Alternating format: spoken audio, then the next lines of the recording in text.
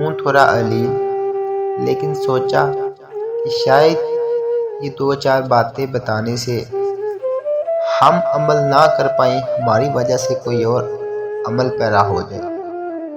بات ہے پتہ کی، 100 روپے کا نوٹ بہت برا لگتا ہے جب مسجد میں دیا جائے، لیکن شاپنگ کے لیے استعمال کرنا ہو تو بہت چھوٹا لگتا ہے۔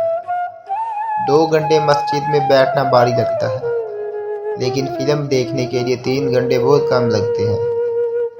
ایک کرکٹ میچ کی کمنٹری سننے کے لیے لوگ پاگل ہو رہے ہوتے ہیں، لیکن جمعۃ المبارک کا خطبہ وقت سے تھوڑا زیادہ ہو جائے تو لوگ پریشان ہو جاتے ہیں۔